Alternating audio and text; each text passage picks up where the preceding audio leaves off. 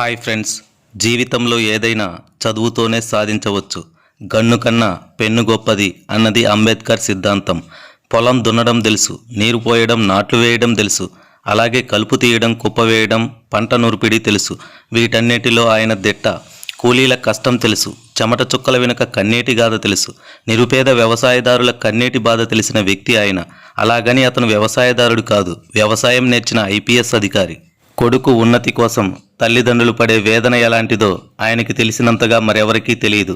ఎందరి జీవితాలను చదివాడు, ఎంతో మందిని దగ్గరగా చూసిన వ్యక్తి. తన మార్గం ఇది అని నిర్దేశించుకొని ఆకలి లేని రోజులతో, నిద్రలేని రాత్రులతో పుస్తకాలను కుస్తీ పట్టాడు. తన లక్ష్యాన్ని చేరుకొని ఇది నేనంటే అని తానేంటో నిరూపించుకున్నాడు. ఇంతకీ ఎవరా ఐపీఎస్ అధికారి అనుకుంటున్నారా? ఆయనే బాలస్వామి. తెలంగాణ గడ్డపై ఎగిరిన ఒక జయకేతనం, భావితరాలకు ఒక విజయకేతనం.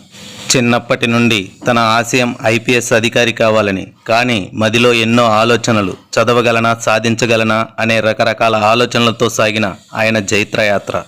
మహబూబ్ నగర్లోని ఒక చిన్న నిరుపేద వ్యవసాయ కుటుంబం వారిది. బాలస్వామి భవిష్యత్తుపై తల్లిదండ్రులకు ఎన్నో ఆశలు.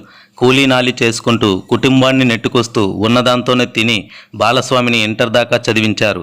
ఆయన ప్రతిభ ఏపాటిదో ఇంటర్లోనే అందరికీ అర్థం అయింది. ఇంటర్ పూర్తి కాగానే 18 సంవత్సరాలకే అసిస్టెంట్ ఉద్యోగాన్ని సాధించాడు. వచ్చిన జీతంతో అప్పులు తీర్చి తల్లిదండ్రులకు బాసటగా నిలబడ్డాడు. ఇక పర్వాలేదు అనుకున్న సమయంలో చేస్తున్న ఉద్యోగంతో తృప్తి పొందని బాలస్వామి ఎలాగైనా పెద్ద చదువులు చదవాలనే కాంక్ష పెరిగింది. దాంతో చేస్తున్న ఉద్యోగం వదిలేసి హైదరాబాద్ చేరుకున్నాడు. డిస్టెన్స్లో డిగ్రీ, పీజీ పూర్తి చేసి ఉస్మానియా యూనివర్సిటీలో అసిస్టెంట్ ప్రొఫెసర్గా జాయిన్ అయ్యాడు. బ్రతుకు తెరువు కోసం బడిబాట పట్టిన బాలస్వామికి సమాజం ఏంటో, మనుషుల తీరేంటో పూర్తిగా బోధపడలేదు. యూనివర్సిటీలో ఉన్నప్పుడే అతనికి బాహ్య ప్రపంచం గురించి పూర్తి అవగాహన చేసుకున్నాడు. అప్పుడే తన ఆలోచనలను మార్చుకున్నాడు. సమాజంలోని పేదల బ్రతుకులు బాగుపడాలంటే ఐపీఎస్ అధికారి కావాలని నిర్ణయించుకున్నాడు. సివిల్ సర్వెంట్ అయితే ప్రజాసేవ చేయవచ్చు అన్న భావన బలంగా నాటుకుపోయింది. ఉదయం పాఠాలు బోధిస్తూ రాత్రిళ్ళు కష్టపడుతూ సివిల్ సర్వీసెస్పై దృష్టి పెట్టాడు. విపరీతంగా కష్టపడుతూ ప్రతిరోజు క్రమం తప్పకుండా లైబ్రరీకి వెళ్ళి తనకు కావలసిన మెటీరియల్స్ని సమకూర్చుకున్నాడు. 3 సార్లు ప్రయత్నించి సాధించలేకపోయాడు. అయినా పట్టు వదలలేదు. మళ్ళీ 2 ప్రయత్నాలు చేశాడు, కుదరలేదు. చివరికి 6వ ప్రయత్నంలో ఐపీఎస్ అధికారిగా సెలెక్ట్ అయ్యాడు.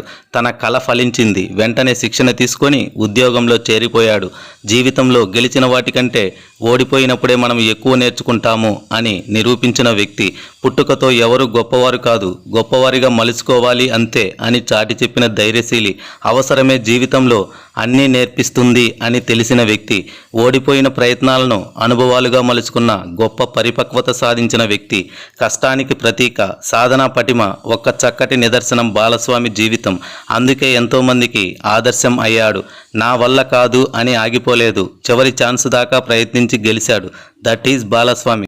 కాబట్టి ఫ్రెండ్స్, విజయం అంతిమం కాదు, వైఫల్యం ప్రాణాంతకం కాదు, కొనసాగించాలనే ధైర్యమే ముఖ్యం అని నిరూపించిన వ్యక్తి. కలలు కనండి, ఆ కలలను సాకారం చేసుకోండి అన్న అబ్దుల్ కలాం గారి మాటలను ఆదర్శంగా తీసుకున్న యువకుడు. ఫ్రెండ్స్, ఈ వీడియో నచ్చితే మన ఛానల్ని సబ్స్క్రైబ్ చేయండి, లైక్ చేయండి, షేర్ చేయండి, కామెంట్ చేయండి.